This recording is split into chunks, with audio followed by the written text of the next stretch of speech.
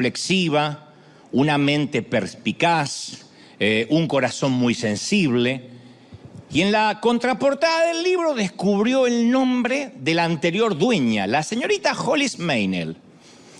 Entonces, con tiempo y esfuerzo, porque convengamos que no existían las redes sociales, era muy difícil ubicar a una persona, con tiempo y esfuerzo localizó su dirección. Vivía esta dama en la ciudad de Nueva York. Le escribió una carta presentándose el caballero, invitándola a corresponderle. Al día siguiente de enviarle la carta, él fue enviado a servir al otro lado del océano durante la Segunda Guerra Mundial. Durante los siguientes 13 meses, o sea, poquito más de un año, los dos llegaron a conocerse exclusivamente por correo, por este intercambio epistolar. Ella le enviaba cartas al frente, él le contestaba desde allá. Cada carta era una semilla que caía en corazones fértiles. Y empezaba a florecer un romance, un suave romance. Blanchard le pidió una foto en más de una ocasión, pero ella se negó. Ella decía que si él estaba interesado de verdad, no tenía que importarle su apariencia. Le dijo en una carta: me interesa que conozcas mi corazón, mi alma. Todo lo demás es irrisorio, es irrelevante. Así que poco más de un año después, cuando él regresa de Europa, donde estaba enlistado, arreglaron su primer encuentro, que sería a las 7 p.m., a las 7 de la tarde, en la gran estación central de la Gran Manzana, en New York. Ella escribió: John, me reconocerás por la orquídea que llevaré en la solapa de mi vestido. Así que a las 7 en punto, él estaba en la estación buscando a la chica cuyo corazón amaba, pero cuyo rostro desconocía completamente. Una suerte de citas ciegas. Y en sus propias palabras, el propio John Blanchard relata lo sucedido. Él dice: oh hijo, llegué a la estación y vi a una mujer que se acercaba a mí. Era mucho más bella y hermosa de lo que yo me había imaginado. Alta, delgada, medidas perfectas, 90, 60, 120. Tez blanca, ojos grandes, una sonrisa que enamoraba a la distancia, un cabello negro ondulado, unos labios sensuales, enfundada en un maravilloso vestido verde.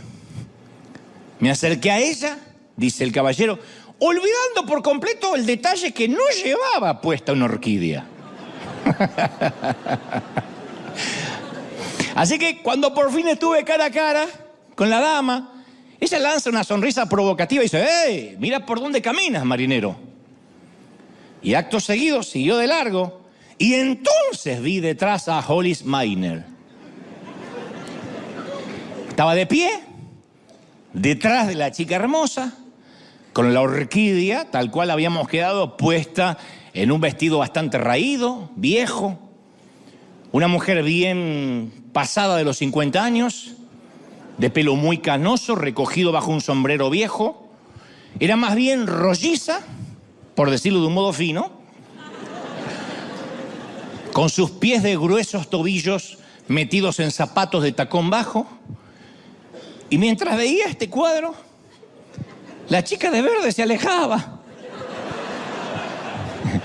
En ese momento, dice John, yo me sentí tentado a escapar, a salir corriendo.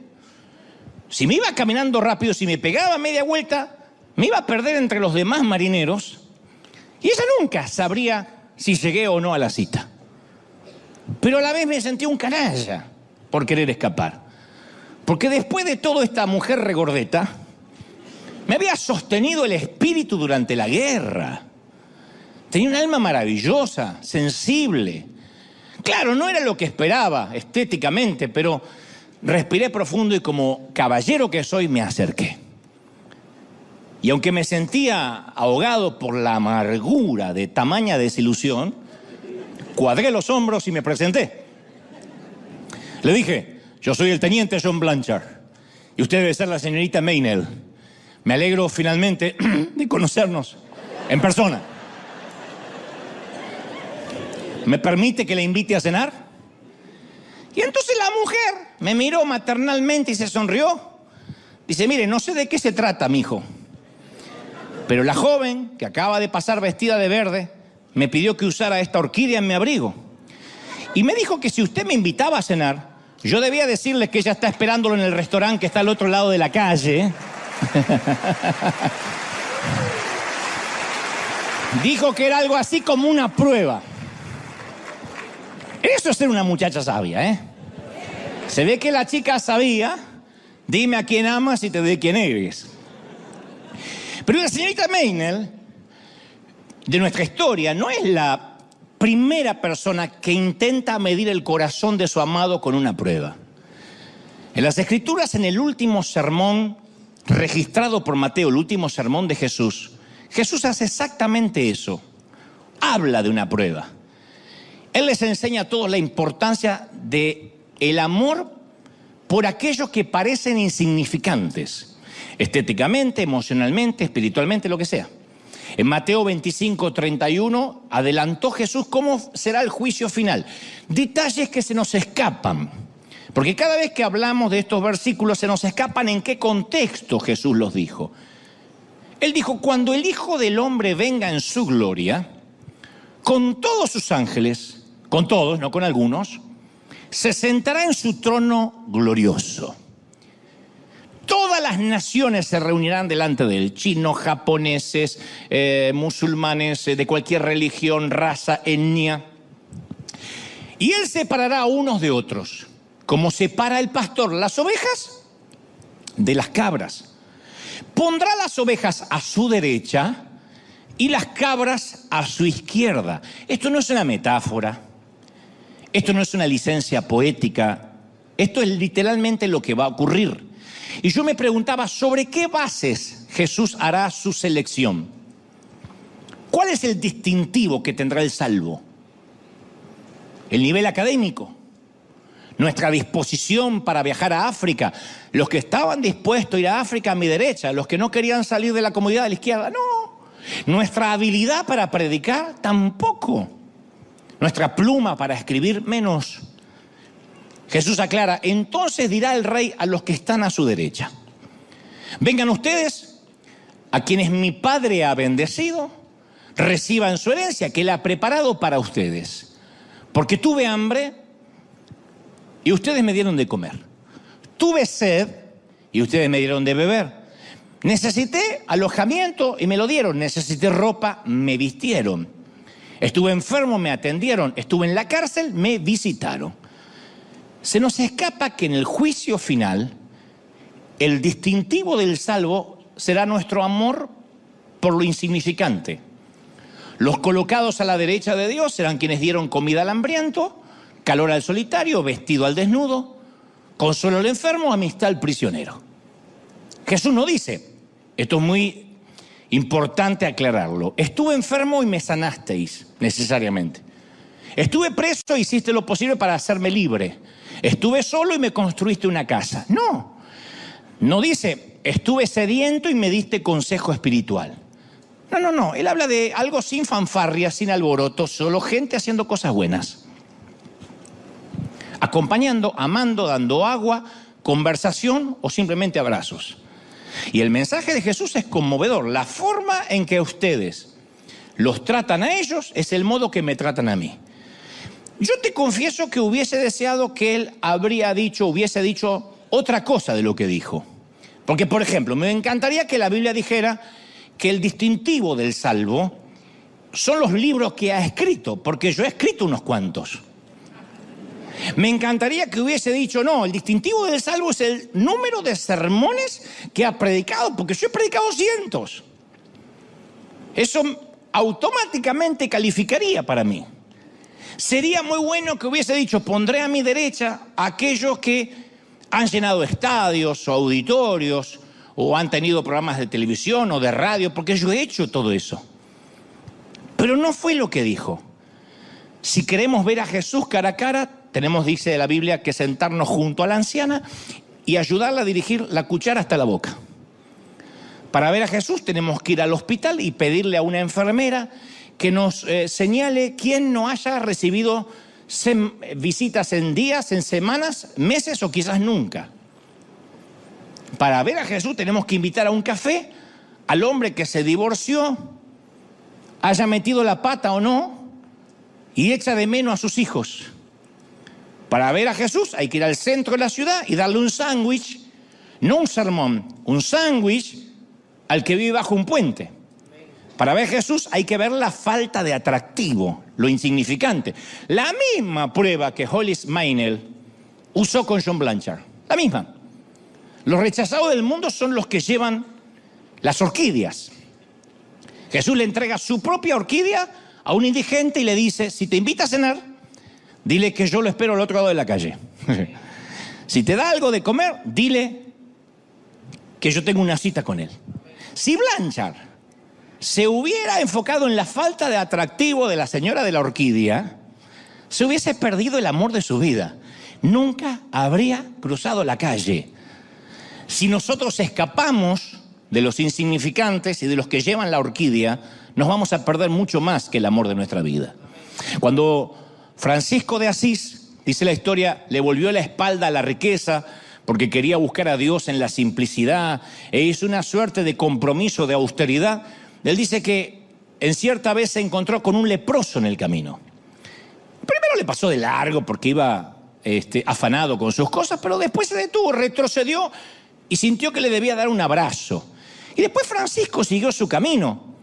Y a los pocos pasos volvió su mirada para atrás para ver al leproso y ya no había nadie.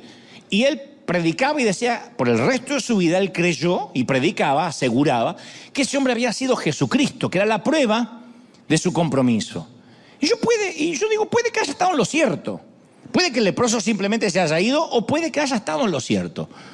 Porque Jesús vive en los olvidados, reside en los ignorados, hizo su casa en medio de los enfermos. Y a veces uno pasa por alto a esa gente pensando que nada tiene que ver con Dios, cuando al contrario es Dios mismo dándonos una oportunidad. Si nosotros nos detenemos en esa persona simplemente porque Él hizo un cambio de portador de orquídea. Yo no sé si sabías de la historia del tipo de Filadelfia que fue al mercado de artículos usados y encontró un cuadro que le gustó, que la historia es verídica, por cierto. Era una litografía de una iglesia rural, costaba solo $2 el cuadro. Estaba viejo, descolorido, pero él, a pesar del dibujo raído de la litografía, le gustó el marco y pensó que podía usar el marco para otra cosa. Cuando llegó a casa lo abrió y cayó una hoja de papel doblada. Era la Declaración de la Independencia Americana.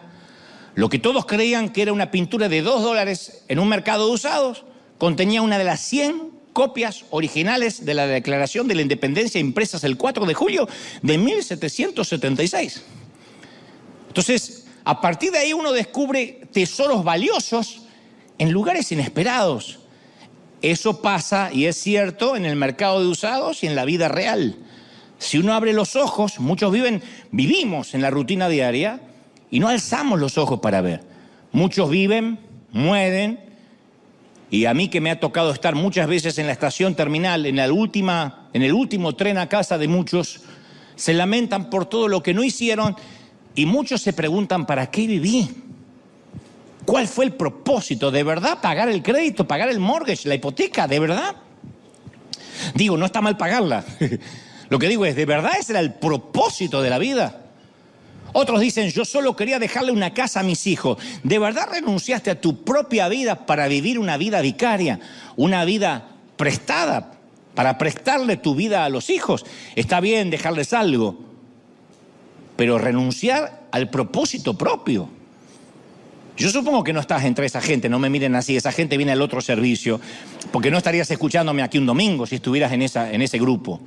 Yo sé que quieres que tu vida importe, por eso mismo te voy a compartir algo de información que a mí literalmente me voló la tapa de los sesos. Es información explícita, clara, directa.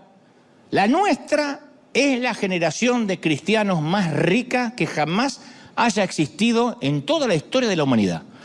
Es la más rica, la generación más rica, independientemente de lo que estén pasando. Sé que del otro lado hay gente diciendo, ¿cómo se ve que están en Estados Unidos? A donde vivas, Venezuela, Argentina, a donde vivas. Podemos viajar alrededor del mundo en 24 horas o enviar un mensaje de texto en 1 milisegundo. No lo hubiesen soñado nuestros bisabuelos ni locos. Tenemos al alcance de la mano la investigación, las medicinas más sofisticadas, tenemos abundantes recursos. Estaba leyendo que según informe del desarrollo humano de las Naciones Unidas, 3/4 partes de los ingresos mundiales, 3/4 partes, se dividen entre el 20% de la población mundial. O sea que la riqueza solo va al 20%.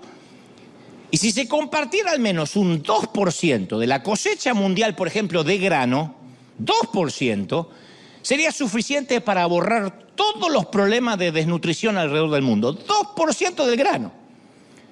O sea que Dios hizo un planeta, que a veces decimos el planeta cada vez está peor, se está incendiando, el calentamiento global. Aún así, el almacén del planeta funciona.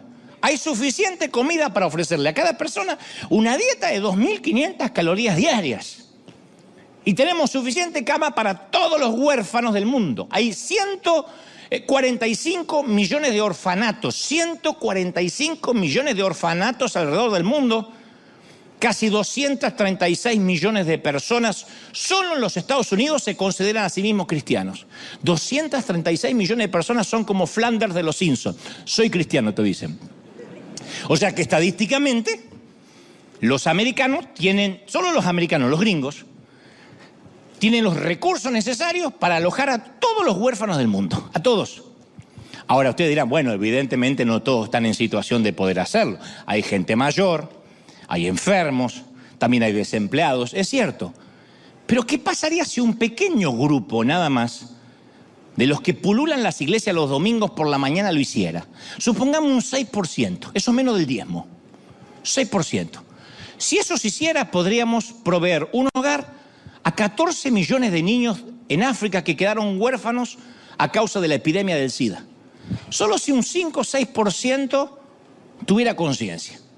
Ahora, como soy consciente de todo, yo sé también que no podemos chasquear los dedos y esperar que el grano circule a través de las fronteras, todos los presidentes sean amigos, Putin deje de invadir Ucrania, Maduro, Fernández y unos cuantos que andan dando vuelta por ahí, Ortega en Nicaragua, digan, ay, a partir de ahora compartamos el grano porque somos todos buenos, o que todos los gobiernos permitan las adopciones internacionales. No va a pasar, porque la politiquería hacen que fracasen los mejores esfuerzos, las mejores intenciones.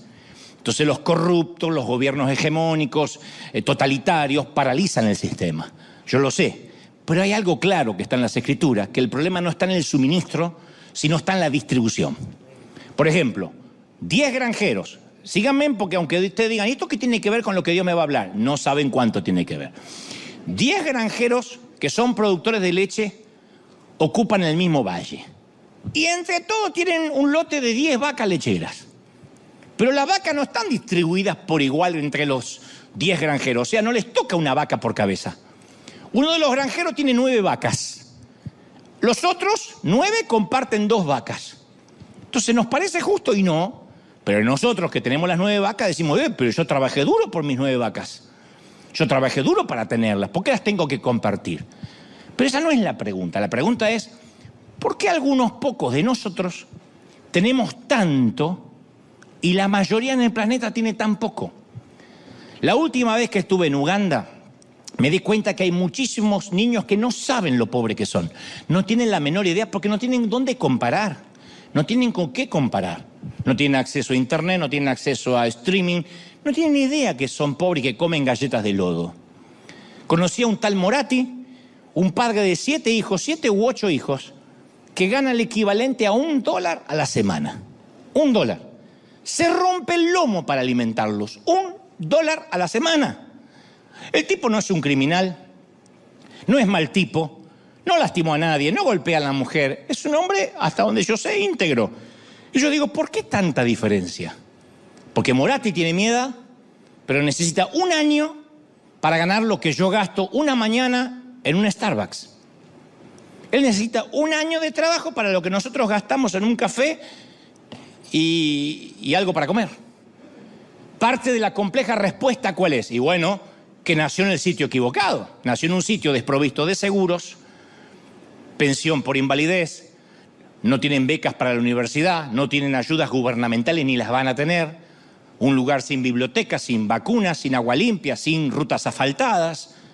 Nosotros tenemos todo eso, Moratti no tiene acceso a nada. Y entonces en el juego de la vida, muchos de nosotros jugamos en las ligas europeas, hablando en metáfora, ¿no? Algunos en equipos nacionales pequeños, pero muchos otros ni siquiera están en un equipo y no van a estarlo nunca, porque con 7 hijos y $1 a la semana no hay forma de estar en un equipo. Pero no hace falta tener 16 horas de avión, 20 horas de avión para encontrarnos con Moratti u otros como él. Los Moratti viven en las barriadas que pasamos por delante cuando vamos a trabajar. Está lleno de Morattis revolviendo basura, juntando cartones, cobre, papel en todos nuestros países. Son los pobres, los quebrantados de corazón, los cautivos, los ciegos. Yo sé que hay gente que es pobre porque tiene una mentalidad miserable. Yo sé que algunos lo están pensando. Hay muchos que con mente parásita que quiere que el gobierno los mantenga. De esos también hay. Son los mantenidos por ciertos sectores del gobierno para que vayan a sus movilizaciones, para que hagan paros generales, para que corten rutas con palos y para que voten vitaliciamente por ellos, por su candidato. Pero yo me refiero a esos pobres que no son parásitos, pero que tienen parásitos en el cuerpo que le debilitan la salud, que pasan 6 horas por día para recoger agua, o que el SIDA se llevó a sus padres, como nuestros huérfanos en Uganda. Entonces, ¿cuál es la solución a la pobreza? Se encuentra en la compasión que tenga el pueblo de Dios. La solución a la pobreza no la tiene ni Bukele, ni Biden, ni Fernández, ni Cristina Kirchner. La solución a la pobreza la tiene la Iglesia de Cristo, el pueblo de Dios, la compasión. No la tiene AMLO. No hay ningún presidente que pueda tener la solución. No estoy hablando de un régimen comunista o socialista. Uy, entonces vamos a compartir todo necesariamente. No, sino de la compasión de los hijos de Dios. Ahora, yo sé que las soluciones fáciles no existen, pero la pobreza no es falta de caridad, es falta de justicia. ¿Por qué algunos de nosotros tenemos 9 vacas, mientras que el resto solo tiene 2 o 1? ¿Por qué 1.000 millones de personas se van a la cama con hambre todos los días, mientras que nosotros estamos sufriendo porque se nos colgó Netflix? 1.000 millones se van a la cama con hambre. ¿Por qué mueren 30.000 niños por día, 1 cada 3 segundos, de hambre o de enfermedades que se podrían prevenir? Ahora ustedes dicen, pero uno solo no puede hacer nada. No, pero todos juntos podemos hacer mucho. Eso fue River, eso sigue siendo River. Una iglesia que dice, esto es iglesia. Podemos hacer mucho, ¿sí o no? No quitamos el hambre mundial, pero caramba, mirá lo que pudo haber hecho, lo que hizo una iglesia hispana, con trabajadores. Entonces Dios le ha dado a esta generación, nuestra generación, todo lo que necesitamos para alterar el curso del sufrimiento humano. Decimos, pero eso va a calmar el hambre del mundo. No, pero va a calmar el hambre de 1, de 2, de 10, que bien podrían ser nuestros hijos. Una vez le hicieron 3 preguntas a un predicador famoso y yo me las adopté para mí, las preguntas. Primera pregunta, que te las puedo regalar también para que las adoptes, te las hagas periódicamente. Si hubieses sido un cristiano durante la Segunda Guerra Mundial, un cristiano alemán, ¿te hubieses posicionado en contra de Hitler sabiendo que tu vida está en peligro? Hubiese dicho, no apruebo lo que hace Adolfo Hitler. Segunda pregunta. Si hubieses vivido en el sur de los Estados Unidos durante el conflicto por los derechos civiles, ¿te hubieses declarado en contra del racismo? Cuando la gente de color no podía utilizar los baños de la gente blanca, cuando no podían entrar a los mismos bares, no podían subir a los mismos buses, ¿te hubieses puesto del lado del otro color? Tercera pregunta. Cuando tus nietos descubran que viviste en una época donde había 1.750 millones de pobres y 1.000 millones pasaban hambre, ¿cómo van a juzgar lo que hiciste? ¿Qué hiciste, abuelo? No importan tanto las 2 primeras preguntas porque son hipotéticas. A mí me gustaría pensar que me hubiese posicionado en contra de Hitler y que hubiese luchado contra el racismo. Me gustaría pensar, por ahí me moría de miedo y no lo hacía. Pero esos no fueron mis días. Esas elecciones no fueron mías. La tercera pregunta es la que me conmueve. Porque no solo nos tocó vivir en la generación de Messi, y bueno, ya que está Ronaldo, sino que nos fue dada una oportunidad única. Un día nos pondremos viejos, vamos a mirar atrás y vamos a darnos cuenta que era Jesús quien llevaba las ropas harapientas. Te doy mi palabra. Era Jesús el que estaba en el orfanato, era el que estaba en la prisión, en la chabola, en la casita de láminas, en los cordones de emergencia, en las casitas de cartón. Para los cristianos no hay nada más sublime que esto. Cuando amamos a los que pasan necesidad, estamos amando a Jesús. Él dijo, y eso será lo que determinará quién va a mi derecha y quién va a mi izquierda. Yo hace poco volví a leer acerca de aquella pequeña mujer albanesa que nació en los Balcanes, en un hervidero étnico, totalmente tímida, introvertida de niña y así lo fue de adulta. Pequeña de 3 hermanos, y en algún momento de su vida, esta dama se convenció de que Jesús andaba, ella solía decir, disfrazado de pobre. Ella dijo, ¿cómo no pueden verlo a Jesús? Está disfrazado de pobre en cada esquina. Le dijo a las madres, denme sus hijos nonatos, no los aborten. Si no pueden criarlos, yo lo voy a hacer porque son preciosos para Dios. Yo digo, ¿no será que Dios levantó a una Madre Teresa para decirnos, tú también puedes marcar la diferencia? Hayas sido el menor, el cuarto de quinto hermano, hayas nacido en México, en Colombia, Honduras, en Dominicana, yo puedo hacer cosas grandes contigo si te dispones a amar. ¿No será que Dios nos está hablando eso, sí o no? Puedes hacer algo que perdure. La gente a la que Jesús le entregó su orquídea viven en nuestro barrio, siguen viviendo ahí. Otros viven en junglas que no vamos a llegar nunca. Tienen nombres que nunca vamos a poder pronunciar. Algunos de ellos juegan en los cordones de emergencia, comercian con sexo en una calle oscura. Algunos de ellos caminan 3 horas para ir a buscar agua, esperan todo el día por una inyección de penicilina. Todo el día. Y cuando llegan dicen, se acabó el lote, no mandan. Algunos llevan sus propias cargas, sus propias cruces. Otros heredaron la desgracia de sus papás, de sus padres, de sus abuelos. Claro, ninguno de nosotros puede ayudarlo a todos. Pero todos nosotros, estoy convencido, podemos ayudar a alguien. No hubiésemos mandado casi 9 millones de dólares el año pasado a toda América Latina si no nos convenciéramos de que para alguien es una diferencia. Y cuando los ayudamos, amamos a Jesús. No me digas, dice el Señor, que me amas a mí, que no me puedes ver, si no puedes ser compasivo con mis pequeños que sí estás viendo. No puedes adorar a un Dios que dices amar y odiar al que está al lado. No puedes. Por mucho que seas salvo, irás al lugar de los cabritos. A mí eso me conmueve, me hiela la sangre. Ahora, dicho esto, y me está mirando todos muy serios, decía, estaba linda la historia romántica, pero después se puso feo. Es muy probable que a esta altura del mensaje, y lo siento en la atmósfera pesada, y en casa también, sintamos que no estamos haciendo nada por nadie. Y uno empieza a estar consciente de su propio egoísmo, ¿no? Dice, qué egoísta. Así que por un momento, y esto va dirigido para los que son muy inteligentes, o sea, todos,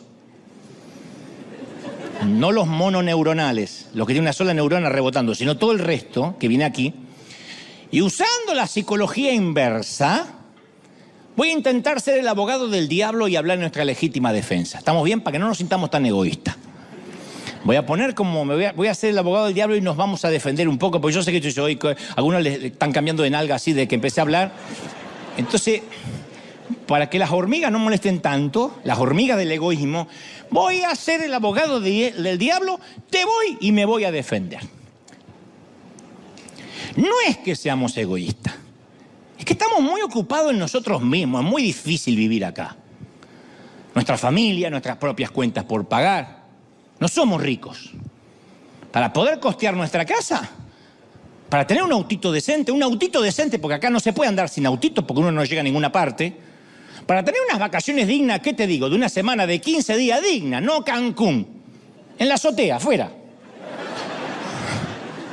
Con la alberca, la piscina, la pileta de lona.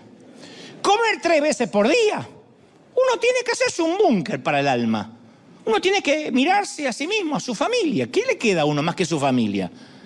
Me refiero a que para poder sobrevivir tenemos que meternos en una armadura gruesa como un tanque de ejército. No es que desconozcamos el hambre, la pobreza, solo que uno tiene que hacerse fuerte para que eso no te afecte. Si no nos hacemos, lo peor que algunos están creyendo, eso es lo peor, pero mirá qué buen abogado del diablo soy. Si uno no se hace una piel de rinoceronte, no podría sobrevivir. Te voy a dar un ejemplo de cómo funciona esta piel de rinoceronte que estamos obligados a ponernos cada mañana para no sufrir. ¡Para de sufrir! ¡Para de sufrir! ¡Póngase piel de rinoceronte!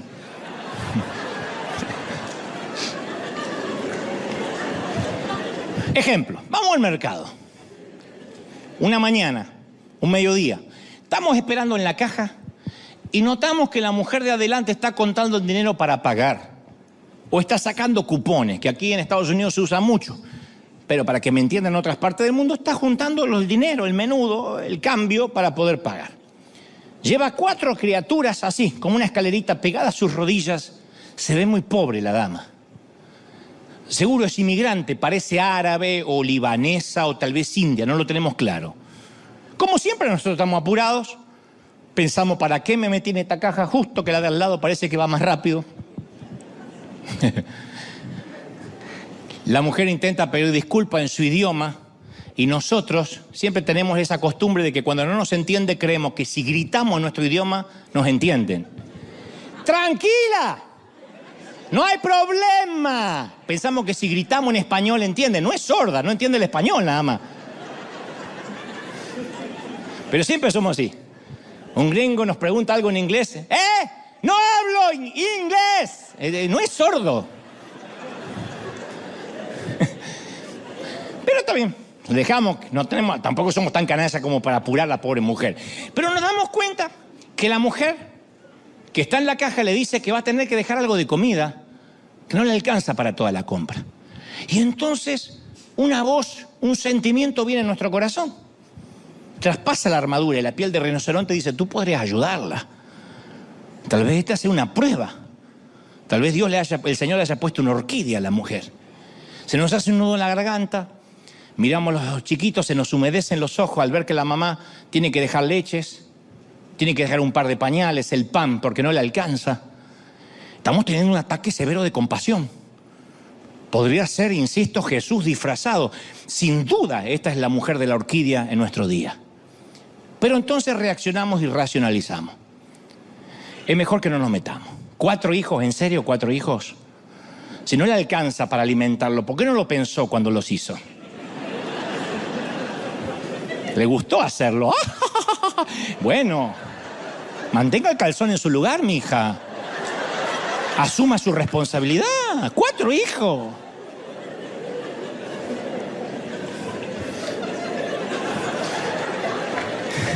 Si fuera sabia, no se dejaría hacer hijos. Además, yo trabajo muy duro toda la semana, tengo mis propios hijos.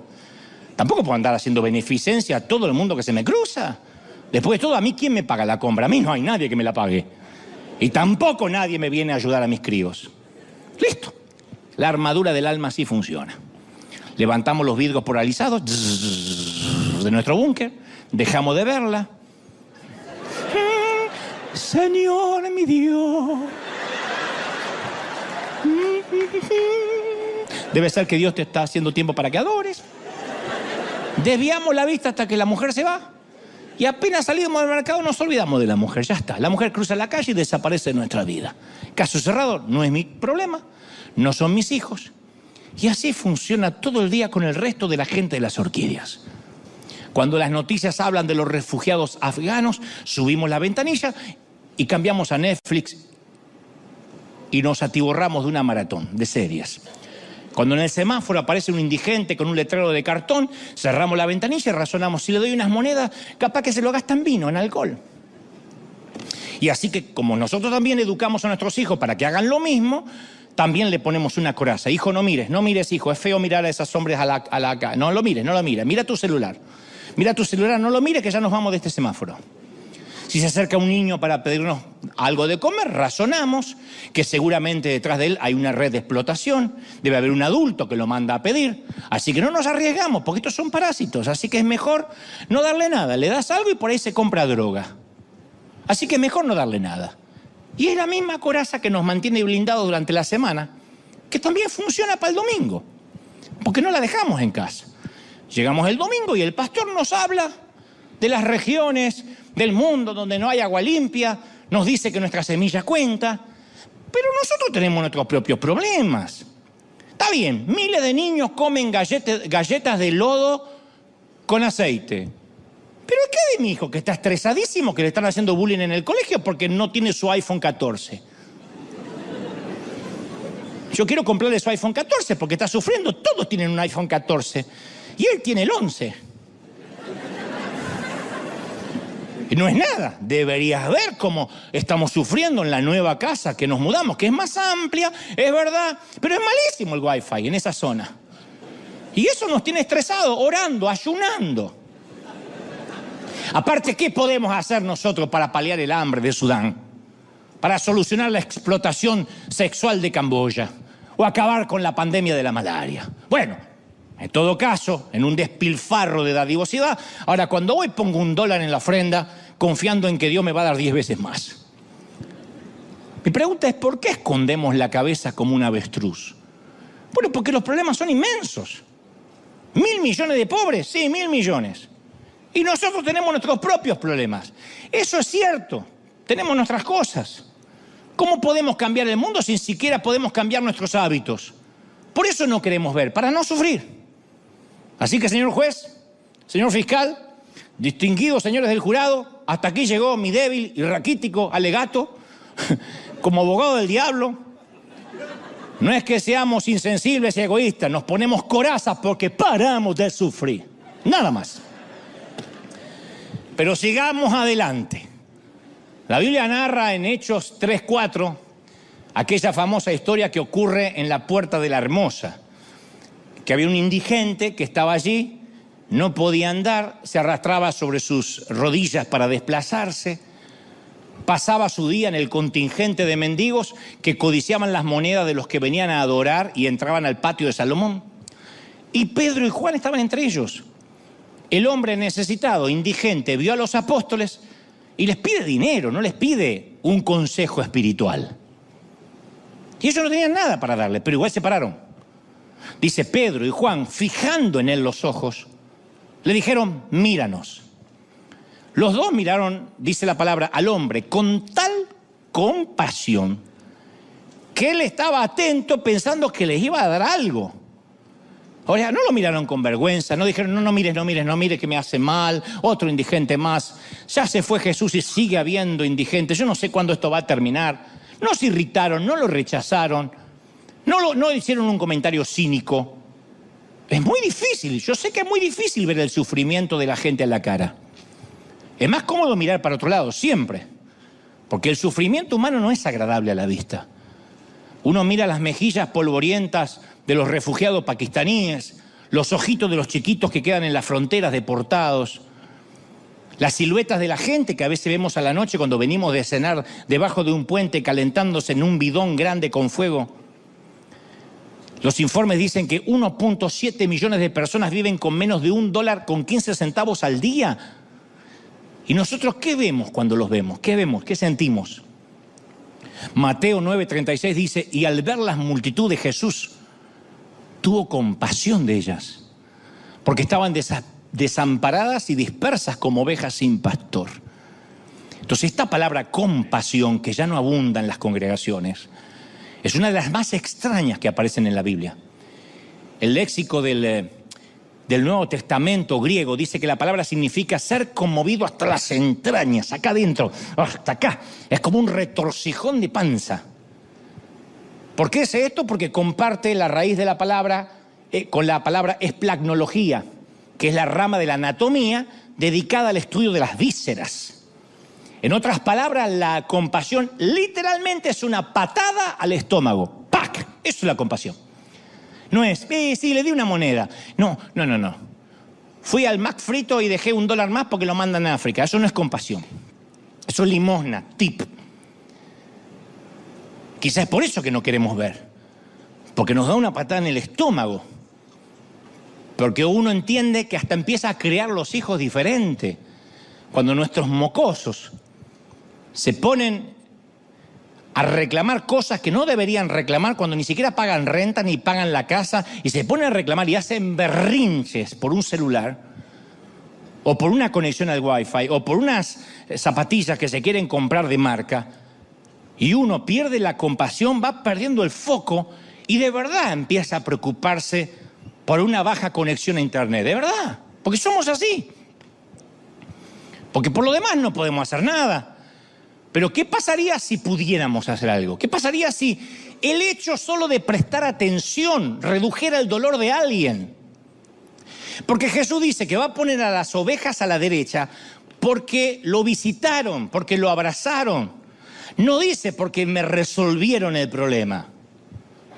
Pedro dijo, yo no tengo plata ni oro, pero lo que tengo te doy. En el nombre de Jesús de Nazaret, levántate y anda. Y tomando de la mano derecha le levantó y en el momento, dice, se le afirmaron los pies y los tobillos y saltando y se puso en pie y anduvo y entró con ellos en el templo saltando y alabando a Dios. ¿Qué pasaría si Pedro hubiese dicho, y yo no tengo plata ni oro, mejor no me meto, yo tengo mis propios problemas? Dinero no tengo, ¿qué te voy a dar? No lo hizo. Ahí estaba la gruesa mano del pescador, agarró la frágil mano del mendigo. Entonces todos nosotros nos topamos con mendigos a la puerta, mendigos de amor, de cariño. Hay artistas, yo conocí un montón de mendigos durante el año que estuve en televisión. Montón de mendigos, glamorosos por cierto. Maquillaje, operaciones, botox, dinero, pero mendigos de amor, de cariño, de afecto. Me daba lástima ver a algunos embebidos en alcohol para poder hacer una nota, un reportaje. Me daba pena ver cómo algunos necesitaban salir desesperadamente a fumar en la puerta porque no podían aguantar 3 minutos más sin un cigarrillo. Mendigos. Mendigos de salud, mendigos de paz. Tuve invitados que me decían, yo le tengo miedo a todo. No solo a volar, le tengo miedo a comer, le tengo miedo a vivir, tengo miedo a respirar. Lleno de tics. Uno de los exitosos en su rubro. Y ahí están. Y yo tengo la desesperación de querer predicarle, de querer que cambie de vida, de que se arrepientan. Y el Señor lo único que me dice, míralo a los ojos, míralo, obsérvalo y abrázalo. Pero nosotros tratamos de no mirar a los ojos para no ver la persona. Yo una vez te conté una escena de una película donde una pareja sale de cenar y ve a una vieja prostituta durmiendo encima de unos cartones en la puerta de un viejo burdel. Y ella dice, deberíamos hacer algo por ella. El caballero responde, no nos metamos, es solo una vieja ramera. Pero tiene que ser algo más que eso, dice la mujer. Quizás sea una madre. ¿Hablas en serio?, dice él. Estas mujeres no suelen tener hijos. Y si los tienen, los abortan. Bueno, quizás tenga un esposo, un novio. ¿Qué tal un amante? ¿Que la eche de menos? Menos, dice el caballero. Estas mujeres están condenadas a la soledad. La dama piensa un momento más y dice, bueno, pero hay algo que seguro sí es. Es la hija de alguien. Seguramente alguna vez fue una niña en los brazos de un papá. Y seguramente alguna vez soñó con tener una casa, una familia e hijos. Mucho antes de que supiera lo que es el sexo y la prostitución, jugó con muñecas y fue a una escuela. Eso ya es algo. Fue la niña de alguien, así que debajo de esa piel arrugada, curtida y manoseada por cientos de hombres, se esconde una niña. ¿Ves? Ya tenemos una buena razón para sacarla del frío y darle de cenar esta noche. Ese es el secreto de la compasión. Dejar de mirar el problema y empezar a ver a los hijos de alguien. Lo dije una vez y causó controversia y se hizo tendencia en TikTok. Yo le dije, antes de condenar a un pecador, quiero que le pongas la cara de tu hijo. Es que Dante está apoyando el pecado. No, ponle la cara de tu hijo. Porque es fácil decir pecador desgraciado. Pero cuando es tu hijo, cuando es mi hijo, inmediatamente no condonamos el pecado, no celebramos el pecado, pero abrazamos a ese muchacho que tembloroso está en la cocina de casa y acaba de asesinar a alguien.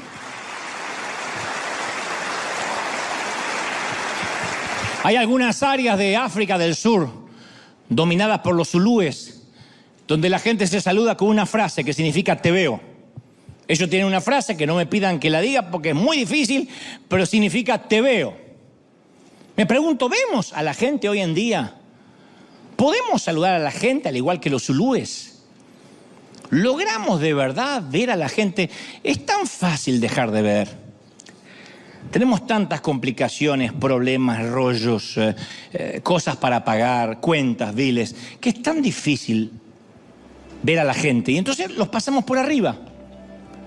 Por eso quiero regresar al último sermón de Jesús. Él habló de este mensaje que guardó para el final. Es su mejor concierto, su mejor ópera. El mejor sermón fue el último. Yo creo que porque quiere que eso se imprima en nuestra conciencia. Cuando uno va a una obra de Broadway, es el último cuadro en el que trabajan los directores para que quede impreso en nuestra vista. ¡Wow! ¿Viste cómo terminó con todas las luces, con todo el elenco? Por eso esto es adrede, es arbitrario que sea el último sermón de Jesús. Jesús describió la escena del juicio final, el último día del gran juicio. Y en ese día Él dice que va a dictar una orden irresistible. Nadie va a poder decir que no. Obligados todos para ir.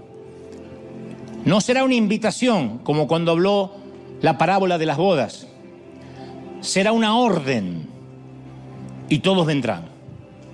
Vendrán desde los barcos hundidos, el mar, los océanos entregarán sus cadáveres. Vendrán desde los cementerios olvidados, los grandes panteones y los cementerios rurales entregarán sus cuerpos. Vendrán desde las tumbas de los grandes reyes y de los campos de batalla cubiertos por la hierba, donde alguna vez hubo una guerra. Y estará allí el primer muerto de la humanidad, Abel, el primero en morir.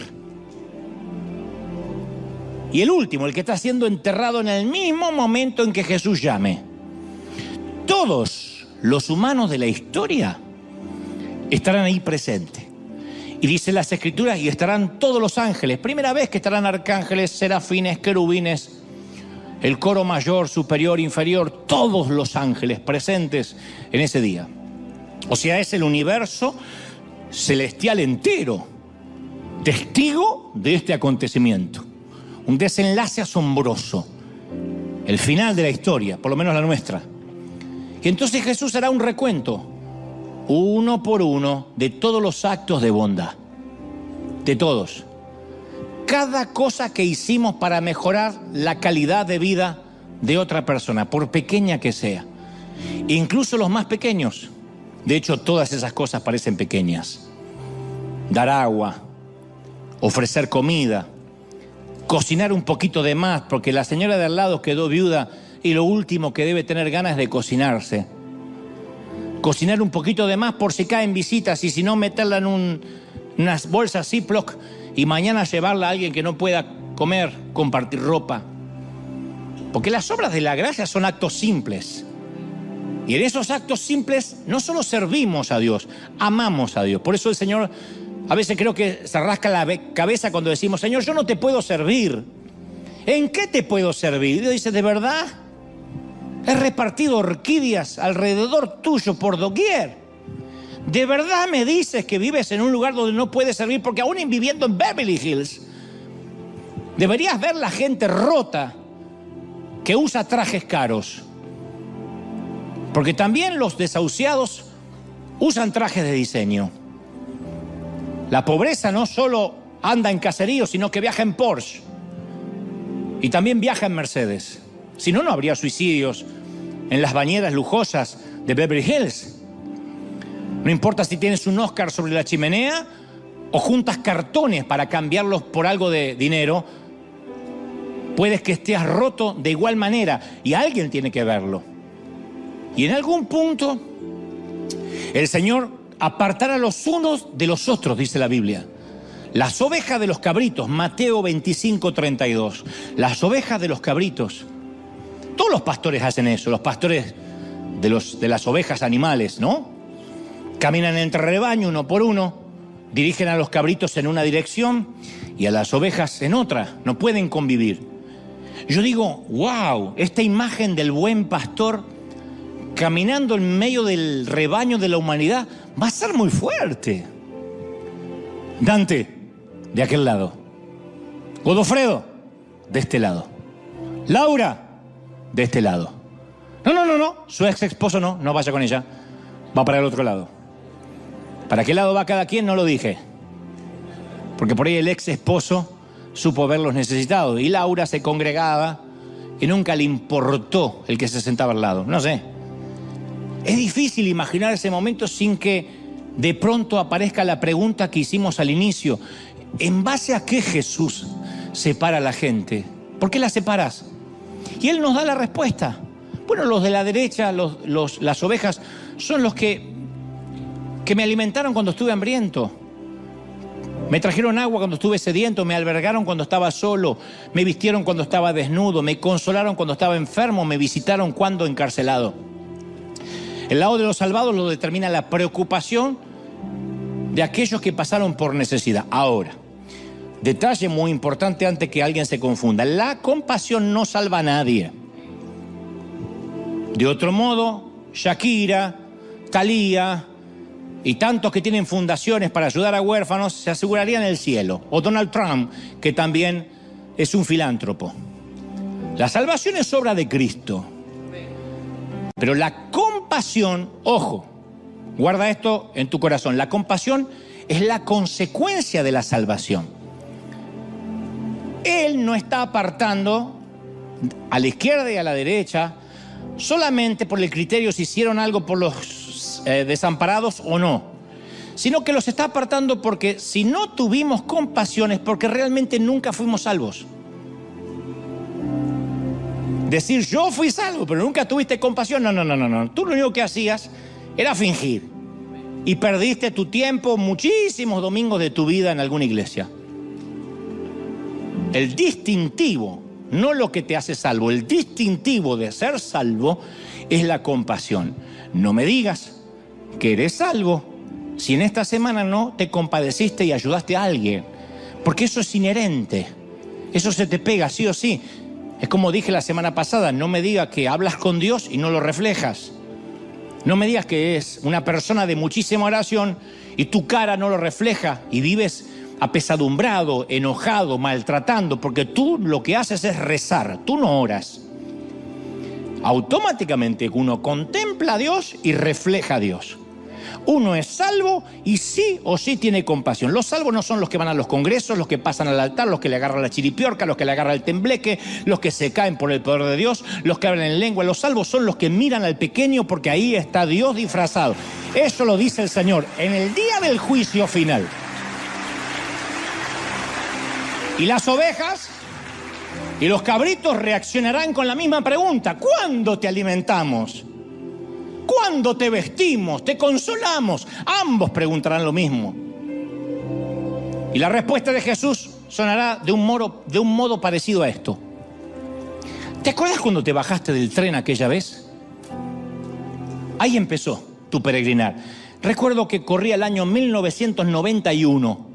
Una mañana de mucho frío, ibas con tu bolsito a trabajar en la estación terminal.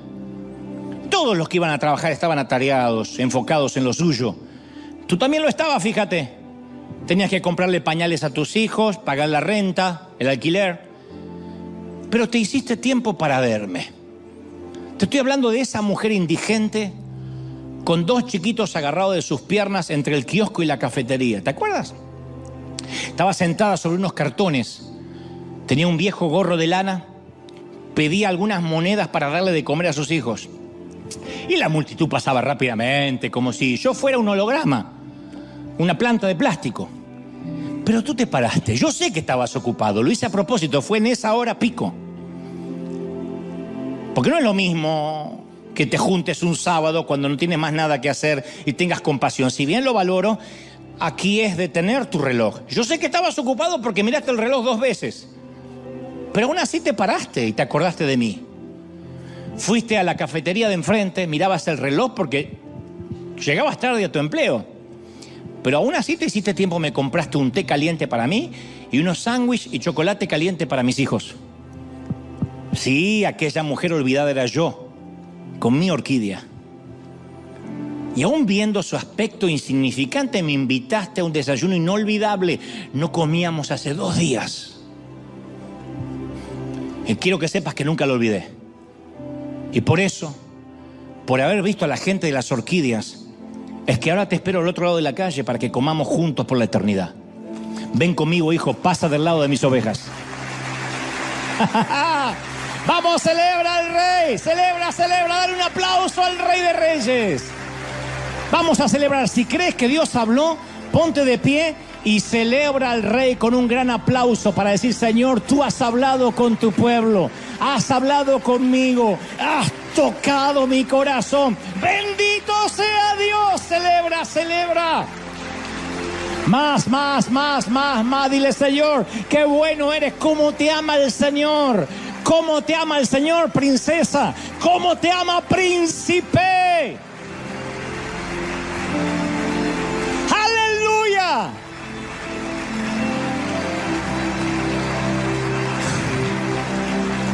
El Señor me decía: he levantado a River para que puedan ver a la gente de las orquídeas.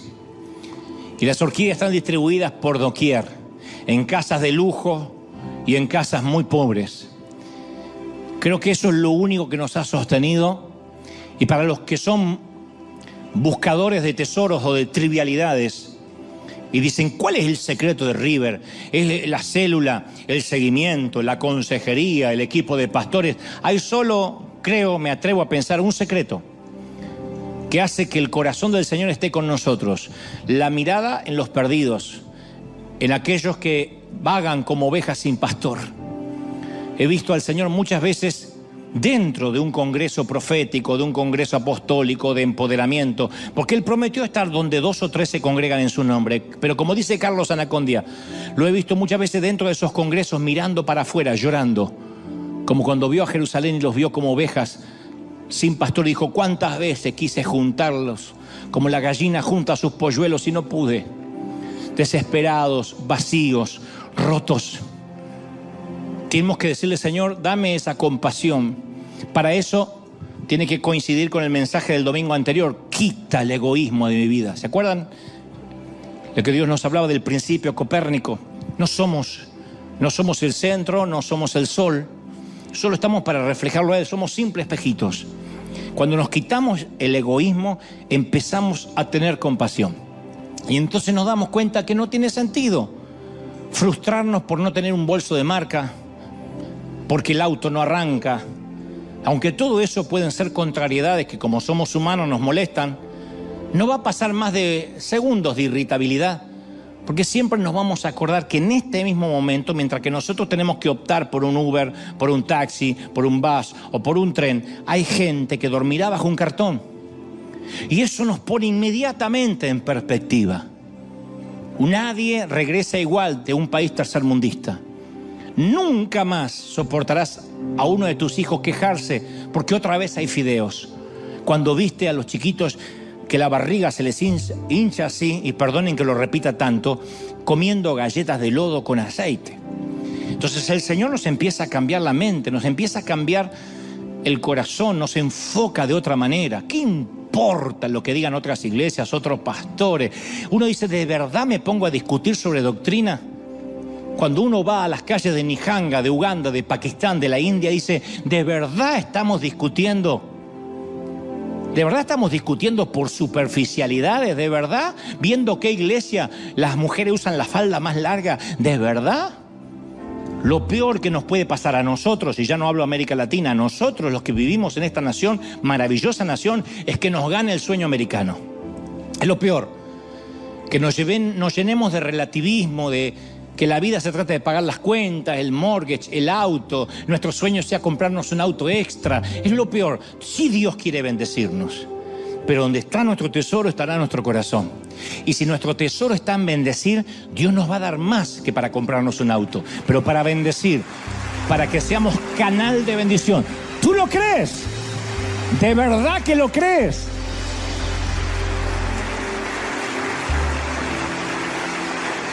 Y Dios dice: River, yo te felicito porque has bendecido gente que no conoces. Hemos llegado a países donde nunca nos van a dar las gracias y hay gente que ni sabe que esto vino de una iglesia. Solo dicen: gracias Jesús, es lo único que sabe. Por esa conexión divina, esa triangulación eterna que hemos hecho, es lo que el Señor hace que anote en su libro de memorias. Lo has hecho, eso es la ofrenda. Eso es dar. Por eso me exaspera, me violenta. Diríamos en mi país, me calienta mucho. Cuando alguien hace pactos de dinero, pasa aquí, si quieres un auto del año, trae tus $1,000 y trae 10,000 más si quieres que Dios te dé tu casa. Porque Dios nunca dijo que la prosperidad vendrían para nuestros lujos. Dios nos prospera para que veamos al pequeño, para que demos comida al hambriento, para que demos agua al sediento, visitemos al preso. ¿Tú lo crees de verdad? Y Dios dice: iglesia, te he levantado como un estandarte, como un lighthouse.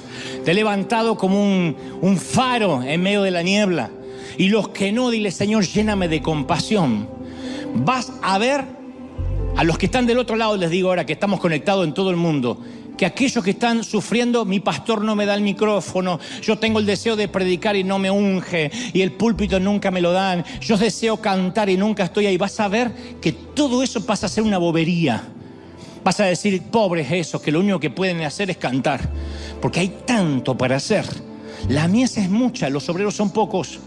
Sigue reunida la Trinidad diciendo: ¿a quién enviaremos? ¿A quién enviaremos? Todavía esa reunión de board, de comité en los cielos, no se terminó. ¿A quién enviaremos? Y Él deja que oigamos la reunión para que alguno de nosotros digamos: Señor, heme aquí, envíame. Envíame. Hace falta teología, hace falta doctorado para comprarle un sándwich a alguien. Hace falta, lo único que hace falta es conexión con el Espíritu Santo, para que Él mismo te diga: págale al que viene atrás. Aunque no lo vuelvas a ver, Dios te va a hablar y Dios va a abrir puertas donde no lo hay. ¿Tú lo crees? Yo siento que eso va a ocurrir. Y va a empezar, miren, va a empezar una cadena de favores. Cuando esa cadena de favores empiece a articularse, esto no se va a detener. Puede que veamos que somos una congregación pequeña en relación a los miles que mueren de hambre por día, pero la cadena de favores funciona así. Ustedes saben cómo son las modas en internet, las modas en Instagram. Cuando dicen: es tendencia, es en topic, está en topic de tal cosa o determinada estupidez, o alguien que hace una